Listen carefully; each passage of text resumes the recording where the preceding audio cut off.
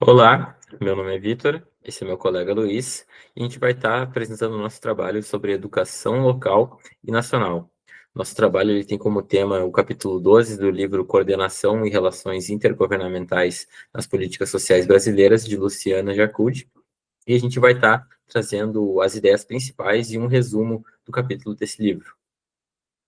Bom, pessoal, então nessa primeira etapa que eu vou apresentar, eu vou falar um pouco sobre o contexto histórico da federação na educação, citar um pouco sobre a dualidade de redes, como a gente vai aprofundar um pouco, né? E sobre o processo de municipalização em si do ensino que ocorreu. Bom, então para a gente entender o cenário atual, a gente precisa voltar um pouco, e olhar como que essa divisão de responsabilidades ela foi construída para a gente chegar até aqui hoje. Então, desde o Império, passando por toda a Primeira República, e mesmo durante o regime militar, os estados é que eles eram os principais responsáveis pelo ensino primário, que é o que a gente chama de ensino fundamental, né? Isso porque eles tinham mais estrutura, mais capacidade administrativa, recursos financeiros. Já os municípios, por outro lado, eles tinham um papel muito menor em relação ao que eles têm hoje. Muitas vezes ficando restrito a algumas escolas isoladas e ação muito pontuais. Essa lógica, ela foi começar a mudar a partir da Constituição de 1988. A Constituição, né, ela estabeleceu que a educação básica ela é uma responsabilidade compartilhada entre os estados e municípios, não só os estados, criando um regime de colaboração. Então, isso significa que os dois níveis de governo eles devem trabalhar juntos, alinhando políticas, currículos, calendário escolar e o planejamento inteiro da rede, que é o que ocorre hoje, como a gente vai entender esse processo, né? Apesar de que a mudança ela tenha se dado a partir de 1988, com a mudança constitucional, até ali o começo dos anos 90, os estados eles ainda controlavam a maior parte das matrículas. Os municípios eles tinham uma autonomia legal, né, pela Constituição, mas eles ainda não possuíam exatamente a estrutura financeira, a estrutura técnica e o conhecimento para assumir a maior parte da rede de ensino. A virada mesmo, como a gente vai entender depois mostrando os números, ela se deu em meados dos anos 90, em 96 especificamente, com o Fundef, né? Então, o Fundef, ele muda o cenário, redistribuindo os recursos de cada estado com base no número de matrículas municipais. Ou seja, quanto mais matrículas um município tem, pelo modelo, né? Ele recebe mais recursos do fundo o que gerou uma descentralização e muitos estados eles conseguiram daí passar a transferir a gestão das escolas para os municípios. É importante a gente entender melhor como que funciona, né, o Fundef.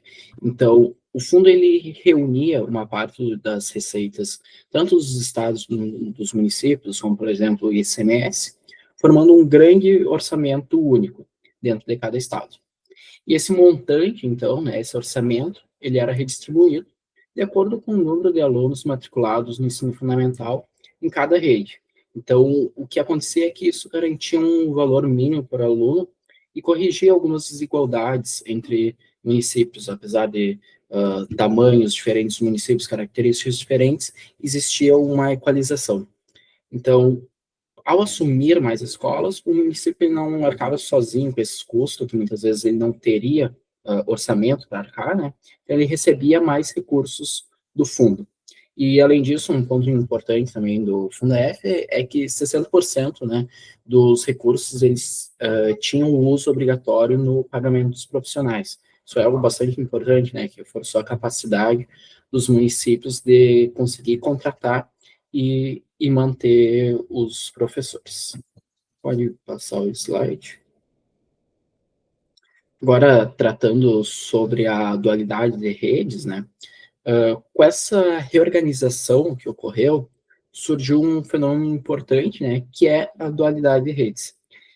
Esse é um ponto bastante importante no capítulo que é tratado, porque ele ajuda a explicar muitos dos problemas da coordenação que ainda, mesmo com todo o processo que a gente teve desde a Constituição de 88, alguns problemas que ainda hoje persistem. O que é essa dualidade? ela é quando dentro de um mesmo território, como uma cidade ou mesmo dentro de um bairro, acaba existindo duas redes públicas diferentes, oferecendo ensino fundamental. Então, a gente tem a rede estadual e também a rede municipal. Isso pode gerar algumas situações complicadas. Por exemplo, pode ocorrer de um bairro ter duas escolas oferecendo a mesma série, enquanto um outro bairro próximo ele não tem nenhuma oferta daquela série. Ou ainda, quando um aluno ele faz os anos iniciais na rede municipal, e ele precisa migrar para a rede estadual nos anos finais, enfrentando diferenças naturais de uma mudança da escola, né, calendário, currículo, material didático, critérios de avaliação e mesmo o desenvolvimento pessoal do aluno. E essas inconsistências, né, elas criam um risco de descontinuidade na trajetória escolar do aluno. Uma mudança de rede, como a gente comentou, né, significa mudar muita coisa, desde conteúdo trabalhado, né, nas diferentes escolas, até a organização da rotina do aluno. Isso acaba afetando principalmente estudantes em vulnerabilidades, muitas vezes que já enfrentam mais dificuldades em manter a regularidade na escola por outros motivos pessoais, sociais. Então, isso seria um empecilho a mais, né, uma complicação. Por isso, o texto, né, ele enfatiza muito que a dualidade ela exige um nível de coordenação entre os estados e municípios, que é o que se busca com os estados coordenando. Né? Não basta ter essas duas redes coexistindo, é preciso que essas duas redes elas conversem entre si. E aí que entra esse papel do Estado, hoje, principalmente, como articulador. Ele precisa ajudar a organizar a oferta, evitar essas sobreposições e garantir que os municípios eles tenham todo o suporte adequado para manter a qualidade do ensino, né? E manter essa qualidade dentro do território do Estado, né? Uma padronização entre os municípios. Então, mesmo com esse processo que ocorreu de municipalização de boa parte da oferta, a presença do Estado ela ainda continua sendo muito importante para que o sistema inteiro ele funcione de forma equilibrada, funcione de forma coerente. A gente pode passar o slide, falando exatamente agora dos números, né, da municipalização no ensino. Uh, Entre os anos 90 e os anos 2010, a gente vê uma transformação profunda, né, na distribuição das matrículas do ensino. Aqui nesse slide, a gente tem esse gráfico que ilustra muito bem esse processo de municipalização do ensino fundamental ao longo dos anos, né. Esse gráfico, ele mostra a evolução da participação das redes estaduais e municipais nas matrículas, e a primeira coisa que chama a atenção, né, quando a gente vê, é justamente essa inversão. E ela não se dá por acaso, como eu comentei, em 96 teve o início do Fundef, né? Então a gente tem ali, a partir desse momento, principalmente essa inversão. Inicialmente, em 95, 96, a gente vê que o Estado ele era responsável por mais da metade da oferta das matrículas, enquanto os municípios eles ficavam ali em torno de 30 e poucos por cento. A gente percebe que em 2015 é justamente o contrário. A gente tem os municípios com entre 50%, 60%, 55% acima da metade, e os estados em torno ali de 28%, 30% da oferta, e o residual ali em relação à oferta particular. Né? Pode passar o slide. Nos anos iniciais, que é o que a gente chama do primeiro ao quinto ano, a municipalização se tornou praticamente total. Em muitos estados, mais de 90% das matrículas nesses anos iniciais, elas estão, de fato, nas redes municipais. E isso mostra, né, essa força da descentralização na ponta, onde a educação ela conseguiu ser, esse processo de municipalização ele conseguiu, de fato, ser realizado, né. No entanto, já quando a gente olha para os anos finais do ensino fundamental, do sexto ao nono ano, o cenário ele é um pouco diferente, ele é um cenário mais misto. Então, a gente não tem algo homogêneo, é algo que, em alguns estados, quase tudo foi municipalizado, já em outros, a rede estadual ela ainda mantém uma presença muito forte. Em alguns casos, o próprio Estado, casos onde retomou escolas que haviam sido municipalizadas, né, esse movimento chamado de reestadualizar, né, principalmente depois de 2006, por eventuais problemas, né, na gestão dos municípios. E também é destacado, né, nesse capítulo, a grande diferença que a gente tem quando a gente olha as diferentes regiões do Brasil. Então, a gente percebe, por gráficos, depois no próximo slide eu vou mostrar, mas o Norte e o Nordeste foram regiões que se municipalizaram muito, enquanto alguns estados, como o nosso, aqui no Rio Grande do Sul, Minas Gerais ou o Acre, eles mantiveram ainda uma parcela importante das matrículas na rede estadual. E isso mostra, então, né, esse fenômeno de que a municipalização não foi homogênea. E o contexto local, ele faz bastante diferença. Passando o próximo slide, a gente consegue ver bem isso, né? Então, a gente tem essa divisão aqui entre os anos iniciais e os anos finais, e nas diferentes regiões do Brasil. Então, aqui a gente percebe claramente, né, pelos dados do NEP em 2015, sobre como o Nordeste, o Norte principalmente, eles atingiram taxas de municipalização muito superiores em relação a demais estados, como propriamente o Rio Grande do Sul. Em outros casos, alguns estados ali, como a gente observa, São Paulo ou Paraná, a gente tem uma municipalização muito grande nos anos iniciais, mas uma municipalização extremamente baixa nos anos finais. Não é algo homogêneo. Aqui no Rio Grande do Sul, ficou algo bastante misto, né? Sem grandes diferenças entre anos iniciais e anos finais, mas não foi feita uma municipalização completa do ensino do fundamental, quando a gente compara com outras regiões do Brasil, com destaque aí principalmente para o Nordeste e para o Norte, com taxas de municipalização realmente muito, muito elevadas. Passando para o próximo slide. E, então, por fim, a gente chega ao papel do Estado, né, depois da municipalização, né, é interessante perceber que mesmo que a gestão ela tenha sido passada na ponta para os municípios, mesmo tendo essa presença muito menor de oferta direta, os estados eles continuam exercendo funções que são essenciais no sistema.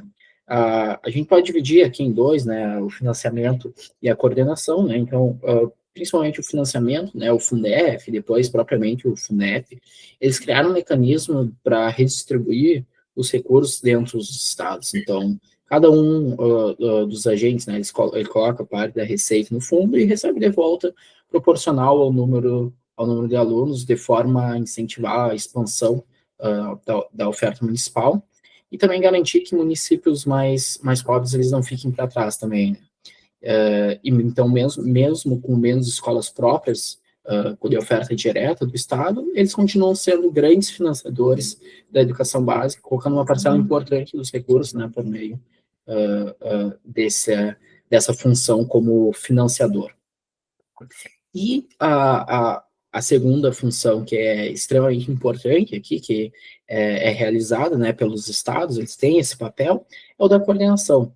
Eles atuam apoiando os municípios de diversas formas, né? Eles fazem a coordenação geral. Então, eles oferecem formação aos professores, materiais didáticos padronizados, né, que é algo importante. Organizam o sistema de avaliação, tem programas de transporte escolar, por exemplo. Oferecem esse apoio técnico e ajudam no planejamento total das redes, né? Para muitos municípios, especialmente aqueles mais pequenos, com menor capacidade administrativa, essa presença do Estado ela é essencial, né, para conseguir garantir padrões mínimos de qualidade. Aqui entra até o ponto da escala, né, quando a gente fala no setor público, porque os municípios, principalmente os menores, eles não têm condições, eles não têm escala, não seria eficiente que cada município ele ficasse responsável pela oferta de materiais, pela contratação direta, enfim, faz sentido que um agente maior ele organize tudo isso, porque ele consegue ter ganhos ganhos de escala, né? Faz sentido ele ter esse papel de coordenador. Então, para finalizar, mesmo que o Brasil ele tenha feito esse processo, né, de levar a oferta direta para os municípios, os estados eles continuam sendo elementos centrais nessa engrenagem toda da educação básica, ajudando a manter todo o sistema educacional básico. Agora, passando para a segunda parte, como falar. Agora eu vou falar um pouco sobre a questão ali da coordenação, especificamente os tipos de atuação dos estados, o que seria a tipologia que é abordada no capítulo. A tipologia de graus de cooperação ou coordenação estadual, ele é um modelo desenvolvido originalmente ali por Segato em 2015, ele foi ajustado pelos autores do capítulo que a gente está analisando, com o objetivo de categorizar as diferentes formas de interação entre os governos estaduais e municipais na política educacional. Essa tipologia ela foi criada ali a partir de dados coletados em 2013 e por meio de questionários e entrevistas com alguns responsáveis pela relação com os municípios nas secretarias estaduais de educação, investigando se havia a existência de ações, programas de cooperação e arenas de negociação. Então, o artigo ele apresenta essa tipologia que ela é útil, pois ela classifica os estados segundo o seu grau de coordenação com os municípios. Então, sobre os tipos que nós temos, a gente tem primeiro o grupo 1 ali, que seria o primeiro grau de coordenação estadual, que seriam políticas independentes, ele seria uma baixa coordenação. Então, nesse primeiro grupo, estão situados ali os estados que praticamente não possuem nenhuma coordenação estadual. É um cenário ali em que o estado e os municípios, eles atuam quase que isoladamente, cada um cuidando ali da sua própria rede de educação, sem instrumentos muito estruturados de cooperação. Então, tem pouca troca, tem poucos canais formais e muitas vezes existe até competição ou conflito. Então, os exemplos citados ali pelo capítulo incluem o Rio de Janeiro, Santa Catarina, Pará, Maranhão, Roraima, que são estados ali onde a dualidade de redes funciona sem articulação e isso, por muitas vezes, dificulta a equalização da qualidade do ensino. Nesses casos, quem define a qualidade final da educação é praticamente a capacidade individual ali de cada município, o que tende a aumentar essas desigualdades internas. Agora, sobre o segundo grupo que a gente tem, seriam ali as ações conjuntas, seria uma cooperação fraca e pouco institucionalizada. O segundo grupo, ele reúne ali estados que até possuem alguma relação com os municípios, mas de uma forma muito esporádica, de uma forma fragmentada e sem uma redistribuição robusta ali de recursos. A cooperação ela até existe, mas não é o fruto de uma política estruturada.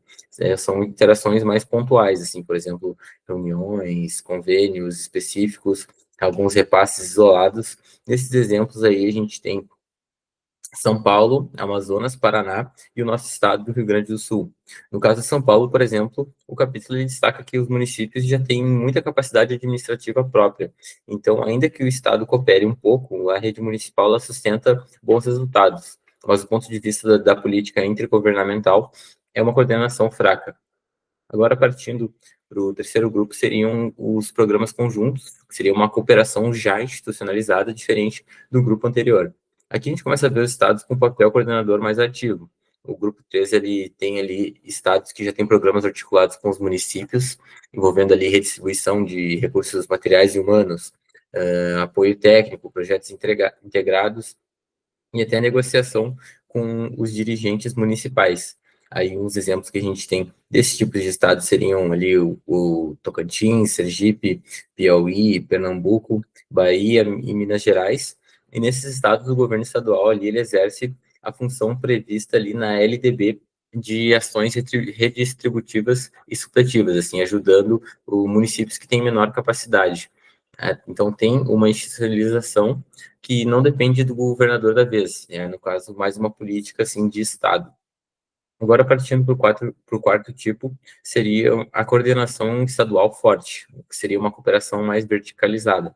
O grupo 4 ali, ele apresenta o nível mais alto de coordenação, e o capítulo deixa bem claro que é um grupo pequeno, mas bem relevante nos indicadores. Ele inclui estados como o Ceará, Paraíba e o Mato Grosso do Sul. Aqui o governo estadual, ele lidera a política, sim, ele define as diretrizes comuns, acompanha os municípios, redistribui os recursos e também oferece o suporte pedagógico e técnico ali contínuo. Ele cria mecanismos de incentivo, inclusive até mesmo premiações por desempenho, algo muito feito ali no caso do Ceará. O caso do Ceará, ele é o mais emblemático, porque ele mostra que a coordenação estadual forte tem um impacto direto no avanço dos indicadores, especialmente quando os municípios são pobres e possuem aí uma baixa capacidade administrativa.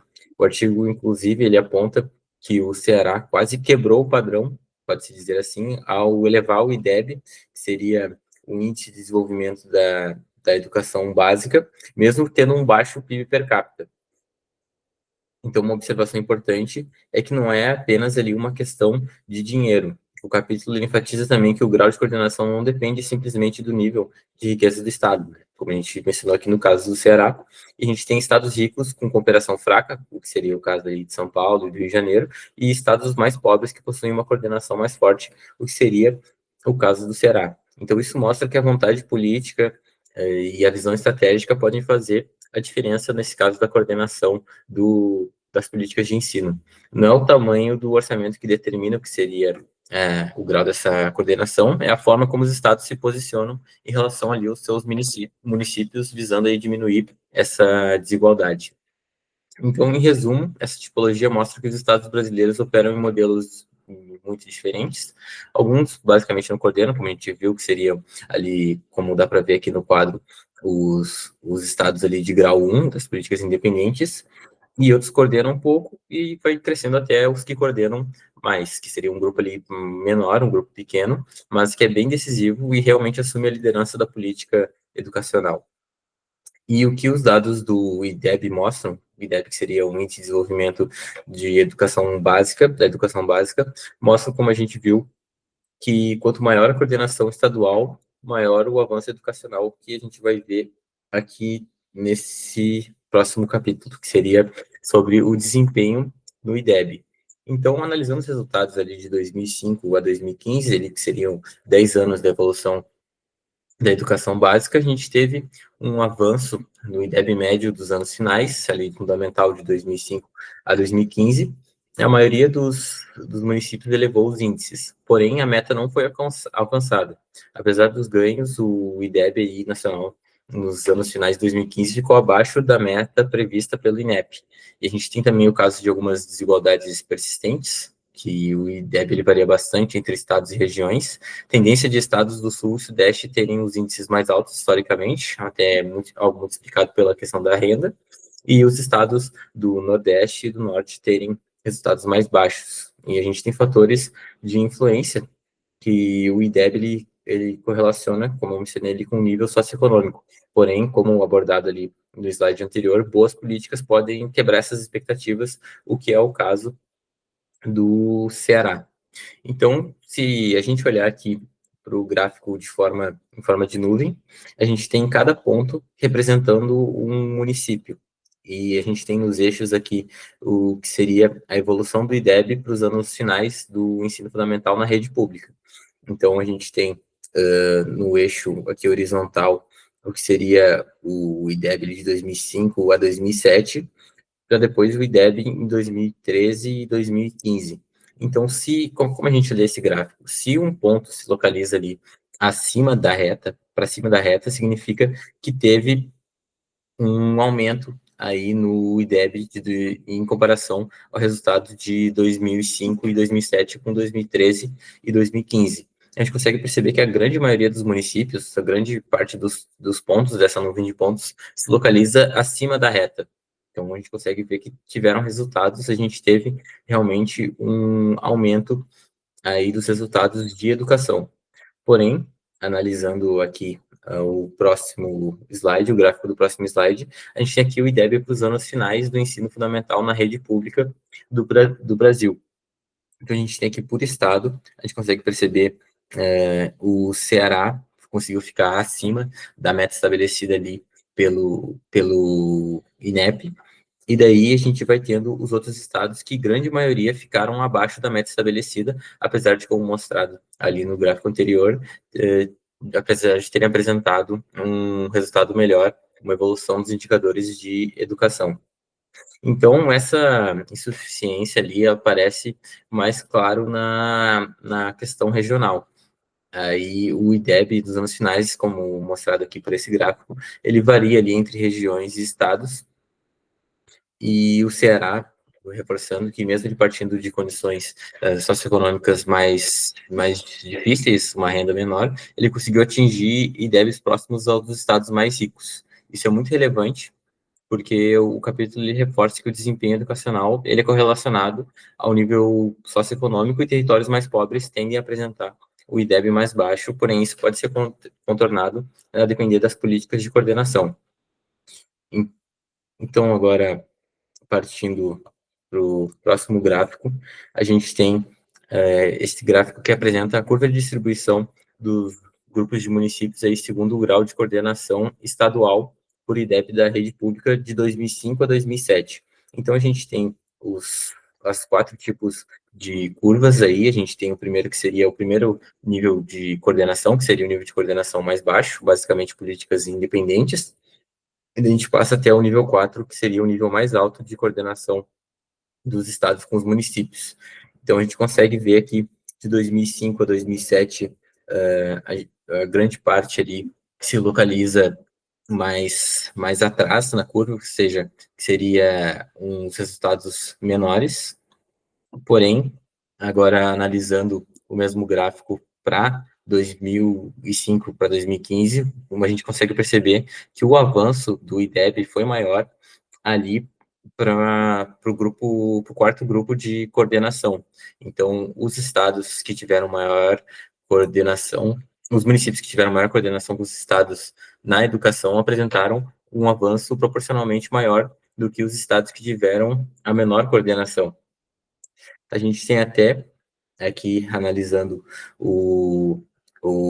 esse mesmo gráfico, porém sem Santa Catarina, porque Santa Catarina seria um caso onde ele distorce a questão, porque ele tem pouca coordenação, porém seria um estado ali com os indicadores iniciais muito bons. Ele pertence ali, como eu mencionei, ao grupo 1, que seria as políticas independentes. Ele foi retirado da análise porque ele era um estado mais desenvolvido, tinha o maior IDEB da rede pública para os anos do período inicial.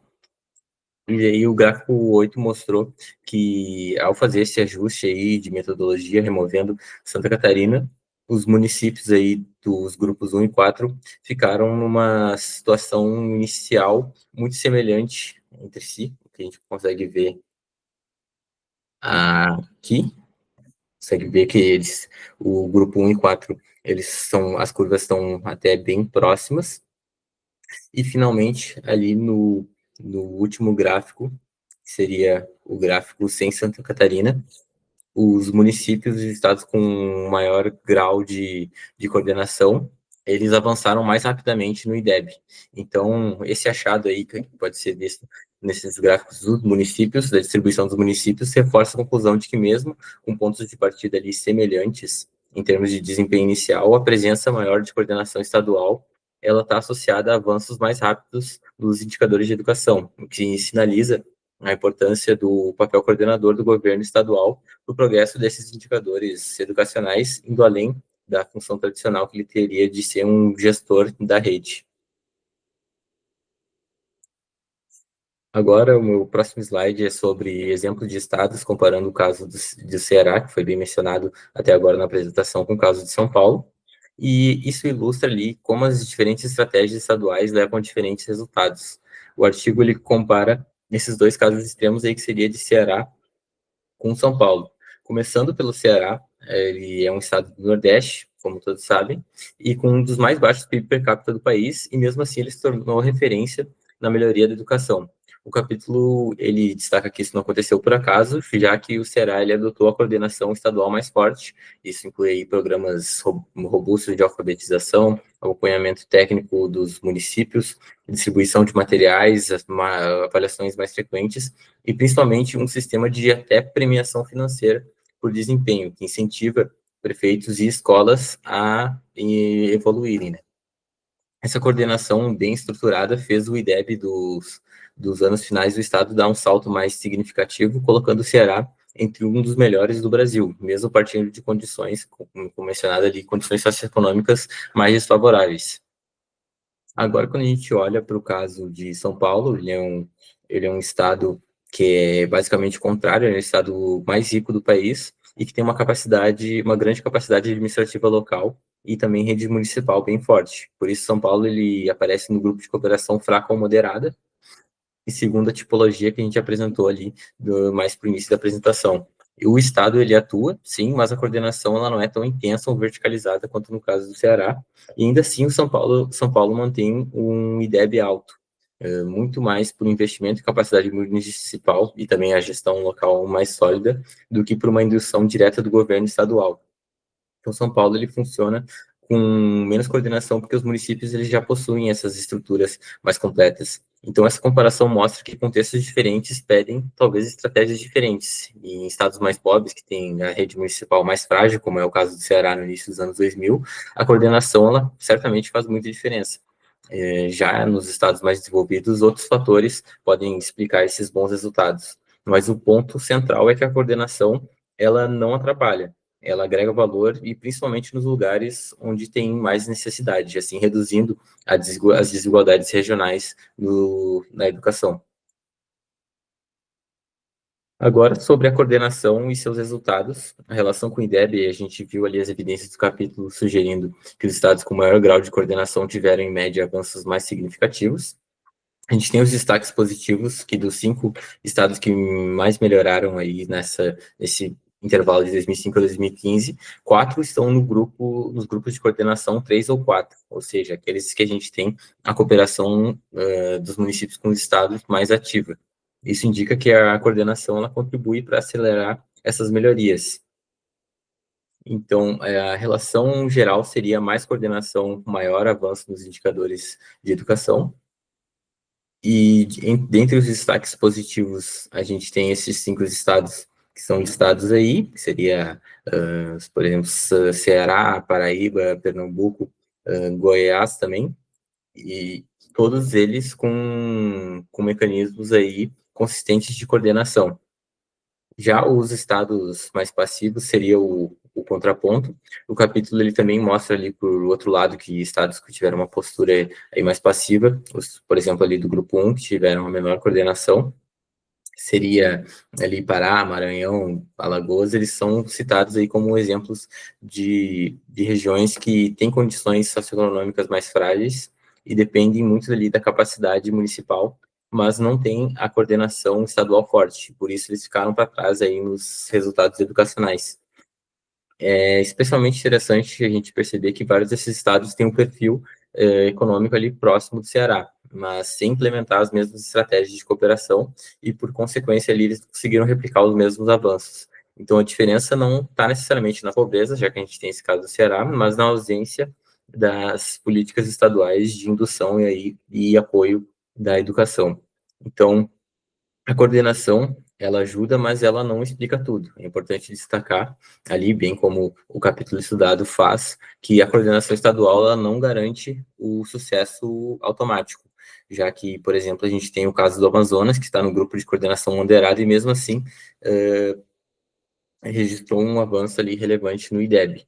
E São Paulo, como mencionado também no caso de comparação de Ceará e São Paulo, tem a coordenação fraca e manteve o desempenho alto, graças aí à capacidade administrativa local e forte da rede municipal. Agora, partindo aí para as conclusões e para as implicações, para fechar a apresentação, a gente coloca aí a pergunta central do capítulo, que seria se a coordenação intergovernamental importa. Então, a resposta, com base nas evidências que a gente analisou aí ao longo do capítulo e da apresentação, é que sim, ela importa e importa bastante. O capítulo ele demonstrou que a coordenação ela não é apenas um detalhe administrativo, ele é um elemento central para aumentar a qualidade do ensino fundamental, principalmente aí no contexto mais desafiador, de onde a gente tem desigualdade econômica e fragilidade institucional maior. Então, os estados, o resumo das transformações, os estados deixaram de ser os únicos provedores e também se tornaram os coordenadores e financiadores da educação básica, e isso mudou a forma de governança educacional no Brasil. Os resultados ali do IDEB de 2005 a 2015 mostram que estados com maior grau de coordenação, que seriam os grupos ali conforme a tipologia 3 e 4, avançaram mais rápido, como já mencionado, e isso aí reforça a ideia de que a coordenação ela atua como uma alavanca onde os municípios que têm mais dificuldade, a ação estadual ela pode compensar essa dificuldade, reduzindo as desigualdades e acelerando aí as melhorias. Então, se faz necessário essa política educacional que reforça a necessidade de institucionalizar esses mecanismos de cooperação para criar essas instâncias aí de diálogo e planejamento entre os estados e os municípios. Agora, com isso, eu encerro ressaltando que a coordenação entre estados e municípios não é apenas desejável, como ela é indispensável para elevar a qualidade do ensino no Brasil. E agora eu encerro ali a apresentação com o objetivo final, que seria garantir que, independentemente de onde a criança está matriculada, seja uma escola da rede municipal ou estadual, ela tem acesso à educação de qualidade equivalente, tendo uma educação de mesma qualidade aí em todas as regiões. Então, a coordenação federativa seria o caminho para reduzir essas desigualdades educacionais e cumprir as metas do Plano Nacional de Educação em todo o país.